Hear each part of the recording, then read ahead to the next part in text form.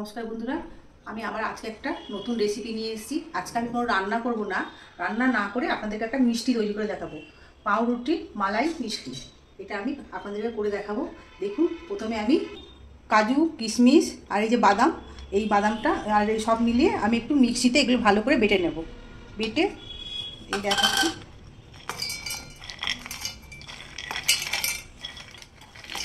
এই কাজু বাদামের মধ্যে আমি চিনি দিয়ে দিচ্ছি। এই বড় চামচের 4 চামচ চিনি দিয়ে এটা আমি এখন মিক্সিতে ভালো করে বেটে নেব। এটা বেটে নিচ্ছি। এই কাজু, চিনি, পেস্তা বাদাম, কিশমিশ সব যে বেটেছিলাম সেই মিশ্রণটা এই যে আমি হাতে করে গোল গোল করে নাড়ুর মতো করে নিচ্ছি। এগুলো তৈরি করতে গিয়ে যদি অসুবিধা হয় তাহলে হাতে একটু ঘি মেখে নেবেন, দিয়ে গোল করবেন, দেখবেন খুব ভালোভাবে গোলটা হবে। এই যে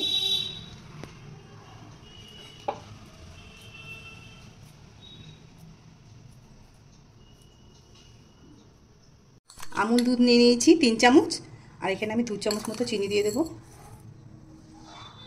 এই কনডেন্স মিল্ক আছে, এই আমি দেব। এটা আপনি যত বেশি দেবেন ততই খেতে ভালো হবে।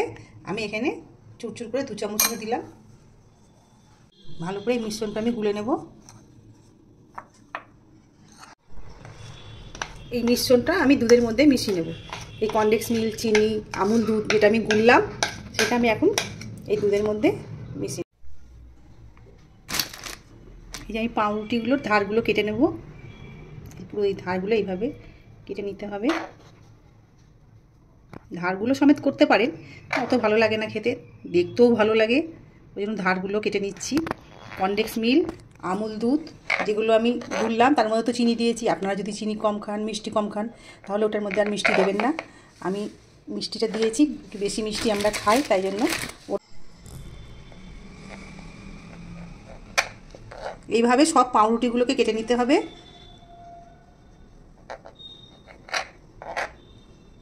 ঠিক এইভাবে পাউরুটিগুলো সব কেটে নিতে হবে। দুধের মিশ্রণটা ভালো করে আমি গুলিয়ে নিচ্ছি। এবার এর মধ্যে পাউরুটিটা আমি চুবিয়ে নেব।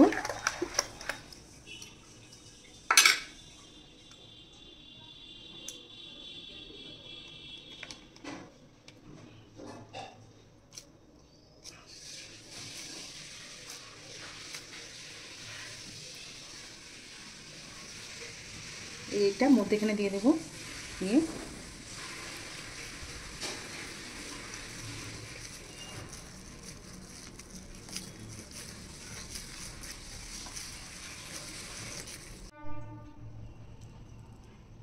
এটা আপনারা অন্য আকারও দিতে পারেন। ভালো করে দুধের মধ্যে এইভাবে চুবিয়ে নিতে হবে।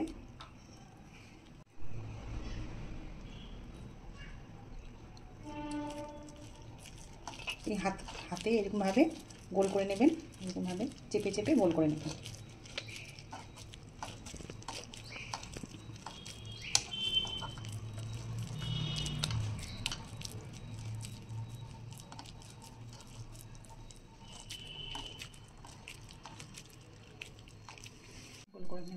এই যে মিশ্রণটা বেঁচে গেছে, এটা এবার আমি ওর উপর দিয়ে ছড়িয়ে দেবো।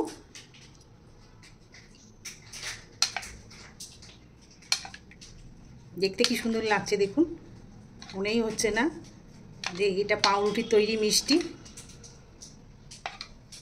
পাউরুটিটা আমার বড় বড় ছিল, ওই জন্য খুব বড় বড় হয়ে গেছে মিষ্টিগুলো। কিশমিশ, পেস্তা আর গোলাপ ফুলের পাপড়ি দিয়ে আমি সাজিয়ে নিচ্ছি এই মিষ্টিগুলোকে।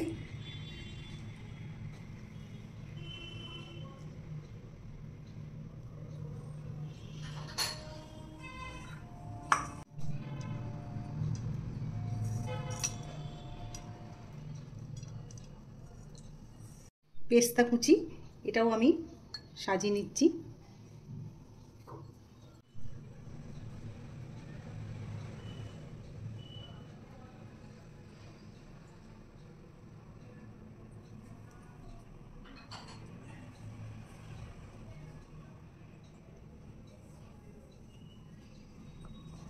এটা আপনারা অপশনাল, দিতেও পারেন, নাও দিতে পারেন। গোলাপ ফুলের পাপড়িটা দিলে দেখতে ভালো লাগে। শুকনো পাপড়ি এগুলো বাজারে কিনতে পাওয়া যায়।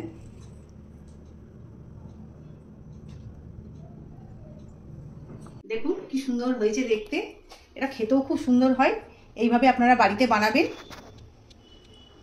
আর আমার যদি রেসিপিগুলো আপনাদের পছন্দ হয় তাহলে আমার চ্যানেলটিকে লাইক, সাবস্ক্রাইব এবং শেয়ার করে দিবেন।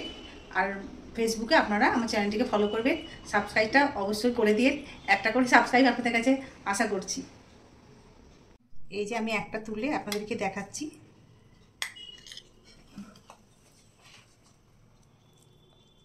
দেখুন কি নরম, এটা কোনো ঝামেলা নেই।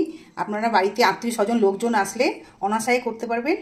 এই যে আমি কেটে দেখাচ্ছি, ভেতরের পুরটা দেখুন। এই যে আপনারা ফুড কালার ব্যবহার করতে পারেন, আমি কোনো ফুড কালার ব্যবহার করিনি। দেখুন কি সুন্দর হয়েছে, খেতে খুব সুস্বাদু হয়। মনেই হয় না যে এটা বাড়িতে তৈরি মিষ্টি, মনে হবে দোকান থেকে কেনা, খুব দামি দোকানের মিষ্টি দেখেই মনে হবে।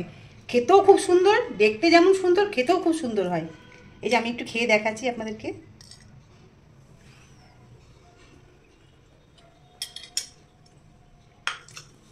খুব সুন্দর হয়েছে মিষ্টিটা। আপনার বাড়িতে অবশ্যই এটা বানিয়ে করে খেয়ে খাবেন, খেয়ে আমাকে কমেন্ট করে জানাবেন। খুবই ভালো হয়েছে খেতে। আপনারা অবশ্যই বাড়িতে বানাবেন, বানিয়ে করে খাবেন।